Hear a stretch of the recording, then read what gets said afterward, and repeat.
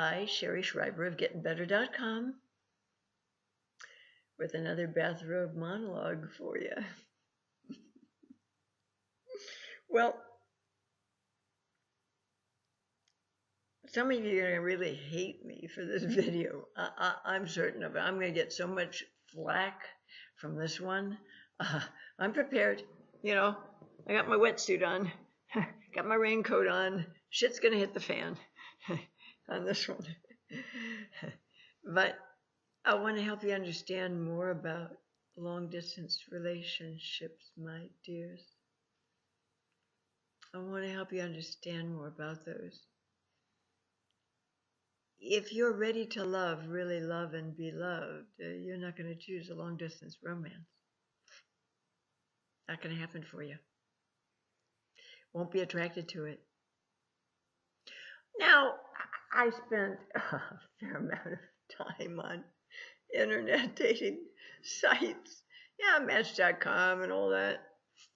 Years and years ago, I'm a veteran of those sites, and I had a rich romantic life without ever leaving my bathrobe. Suited me just fine. I'm talking to people in different communities in different parts of the world. And really what it did for me is it filled some gaps at the time, I guess. Enabled me to interact with people in a safe way. Didn't have to put myself out there. Didn't have to go out on any limbs. I've always been extremely discerning when it came to the opposite sex.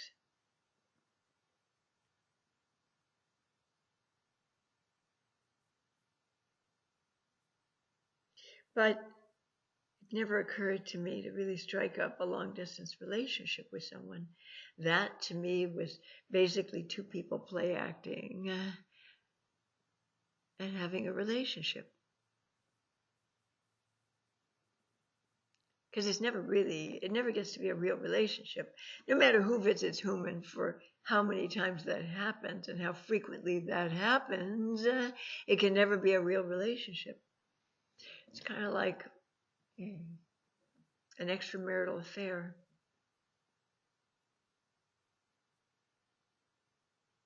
You get the best of someone, they get the best of you.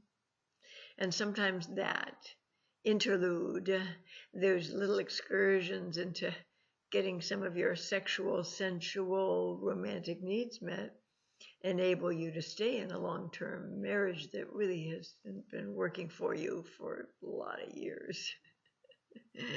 Helps you kind of endure it. Well, a long-distance relationship is really not a relationship. It isn't. It's just a series of little honeymoons. That's all it is. Even if you say good morning to each other every day in Skype, and say good night to each other every night, and Skype, and email, and text, and do all this shit, it's not a relationship. It isn't, my dear. You can hate me all you want. It's not a relationship. It's two people play acting at sharing intimacy. It's not the real deal. Probably one of the major reasons I was never drawn into that sort of relationship dynamic, somebody a far way away from me, was because in my dating career, of course, across the course of my adult life, as I was very sort of romantically active, I was also sexually active. I don't want to have a relationship with somebody who was too far away to be available to me when I wanted them. I'm a person who's pretty self-contained. I like my sherry time. I love a lot of alone time for myself. But when I'm in a relationship, I really crave attention. I want lots of affection and attention. That's what I had in the first years of my life, my 5 years with my dad before my parents divorced. It's just kind of how I'm wired. I need that. I just need it. If I'm going to be with somebody, if I'm not with somebody, I can take very good care of myself in terms of entertaining myself and being really good company for myself. But when I'm in a relationship, better be with somebody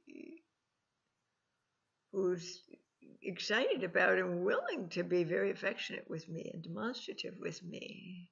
Otherwise, it's not going to be a fit. And the same goes for sex. I had a very active sex drive as a younger woman. I think it was part of my charm.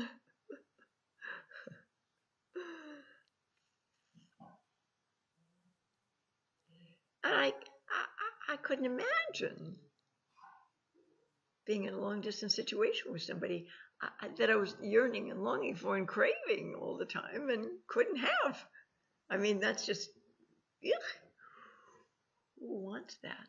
Now, obviously, there are caveats here, and I want to talk about those. Because to not mention those in context of this topic is absurd.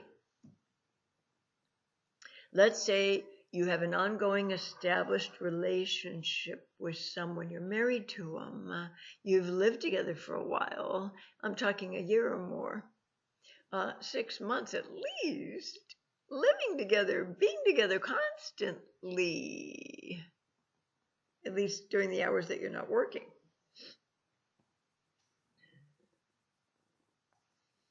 And one of you gets offered a job that requires that you move out of state or out of the country. Well, obviously, that relationship's already established. It's not going to just disintegrate, evaporate, just because one of you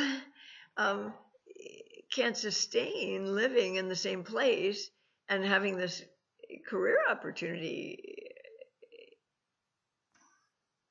and being able to take advantage of that. So that's the caveat, okay? These are the exceptions.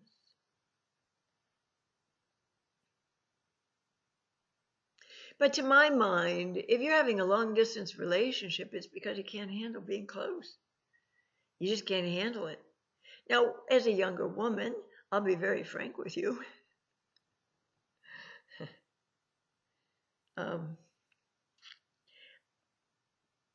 I remember thinking to myself as a much younger woman, maybe in my 20s or 30s, that the ideal relationship for me, one that would allow me to have enough sherry time and not have somebody underfoot all the time, would be to be involved with a pilot, airline pilot. That was the fantasy. Didn't want to have somebody underfoot all the time. Didn't need somebody attached at the hip with me. Didn't want that constant somebody around. Airline pilot. You're gone a lot of the time.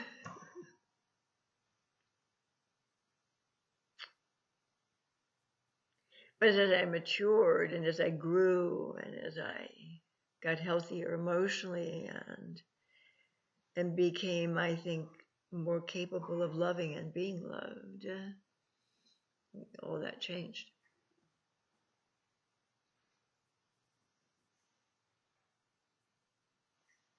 Long distance relationship never appealed to me.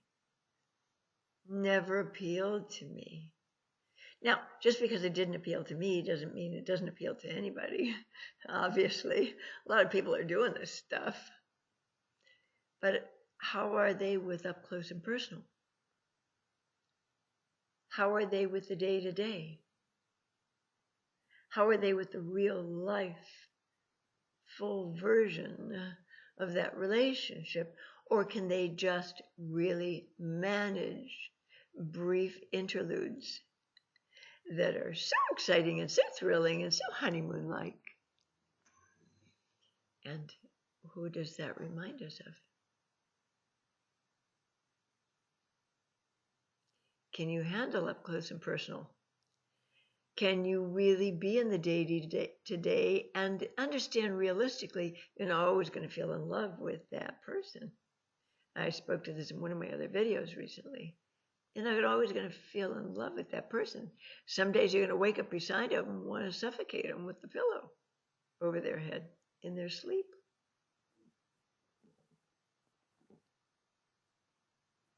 So a lot of people have this romantic ideation of what they think love is supposed to feel like and be like. And it really has nothing to do with real love. It has nothing to do with it. This intense vibration, this incredible craving and yearning and longing and excitement and thrillingness that we feel with somebody during certain times in the relationship, especially at the beginning, is not sustainable on a 24/7 kind of basis. It's just not. So maybe people who have long distance relationships are really after that intensity, that excitement. That's really all they're interested in. They don't want something that really resembles love, which is nourishing. It has legs to it. It has consistency. It has constancy to it. It's safe. It's thrilling at times, yes, but it's comfortable and easy. It flows easily. It's not dramatic. It's just not. Maybe people who are fond of long distance relationships, like borderlines,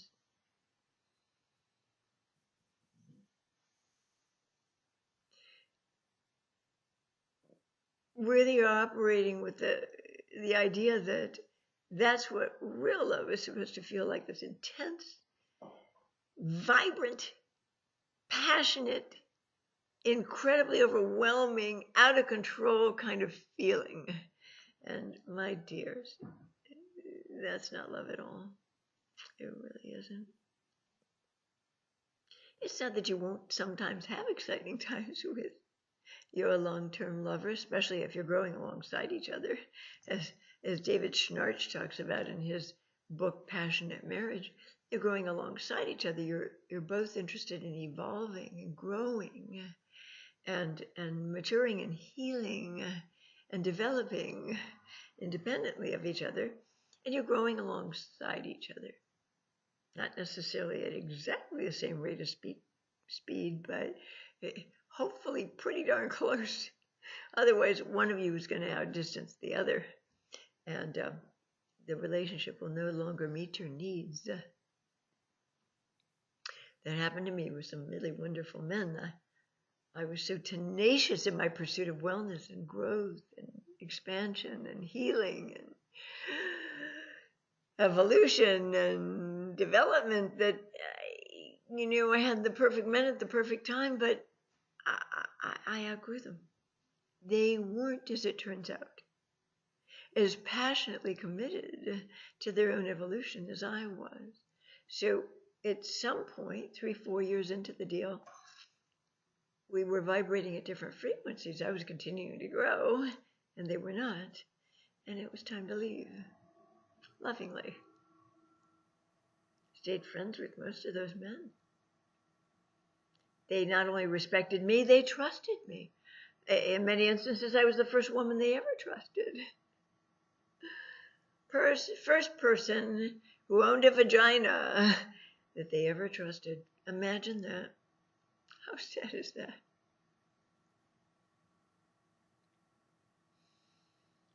So this long distance relationship stuff, you got to look a little deeper into that for yourself, my dears. You got to look a little deeper into that. What's that really about for you? When you're having an affair, you're married for a long time, you're having an extramarital affair. Oh, boy, that's exciting. That's thrilling. You get to have those honeymoons on a regular basis. Those little honeymoons. And like I said, they make it more bearable for you to hang in there with a relationship that hasn't been rewarding or fulfilling for a very long time. And if it had been rewarding and fulfilling for a very long time, there's no friggin' way on God's green planet you'd have risked the health of that relationship by going and playing tiddlywinks with somebody else. You would never put that relationship at risk if it was gratifying and meaningful to you, if you had a real and intimate connection with that person. No way would you do that. So I'm kind of moving around today with this, but I'm trying to teach you a little more about life and love. And I definitely want you to ask yourself some very serious questions about your need to have somebody far away. What's that give you? What's that do for you? What's the payoff in it? Does it allow you to date other people? Does it allow you to have emotional dalliances or sexual dalliances with others while that supposed beloved other is in another country or another state and can't really see what you're up to? What's it really about for you? Are you afraid of closeness? Are you afraid of attachment? Might you have borderline personality disorder features in that case? What's this long distance stuff? Oh, well, I looked and looked and looked and looked for a local source to pour my heart into. And I saw this gal or this guy online, and wow, they just seemed like everything I've always wanted. I literally had looked for months and months and months to find someone with whom to connect who was local for me. You know what this means?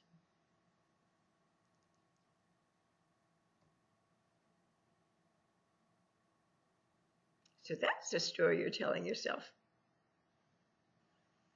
Makes sense to me that this one person thousands of miles away is the only person who's your soulmate that you can connect with. And yet, how often do you get touched? How often do you get handled? How often do you get sex, closeness, cuddling, tenderness? How often can you get those needs met for those supplies? Seldom, I suspect.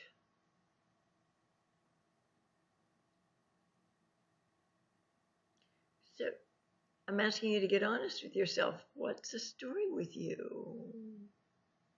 Do you just want to stay in your bathrobe and have a rich romantic life? or do you actually want a real relationship where you get to be held and touched and caressed? Or are you afraid of those? Did your parents give you a bad example of what a real relationship looked like? Were they constantly at each other's throats? Is that why you're afraid to be close to somebody? This is such a multi-layered lasagna here. I mean, really, there's so many layers to this to consider and explore for yourself next time you think about your long-distance relationship. To me, a bunch of horseshit. I don't get it. Are they exciting and thrilling? Oh, yeah. Can you open yourself up and reveal your most innermost thoughts and feelings and dimensions to that other person? And oh my God, you have this incredible intimacy that you share with all this insulation between you.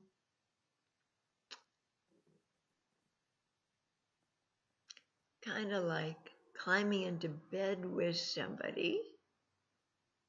It's a king-size bed, but it's really two twin beds shoved together, and each has their own set of sheets tucked in underneath. So there's this separation between you of sheets and blankets. You can never really touch. Probably a lousy analogy, but sometimes I got to come up with these things for the moment. It's not a relationship, my dears. It's just not. So, okay, let me have it. Come at me with all your comments and all your, rip me up one side and down the other. And tell me I'm full of shit, that you have this rich, nourishing, long distance relationship with somebody you've never really spent any significant time with. Because I know I'm going to get a lot of crap from this, a lot of flack coming my way. Because as it turns out, not too many people can really handle real attachment and closeness. And that speaks to our societal ills, my dears. I honestly think there's only about 20% of us on the planet who are healthy, whole, emotionally sane, well, self-respecting, self-admiring human beings. And the rest of the 80% are pretty dysfunctional and broken.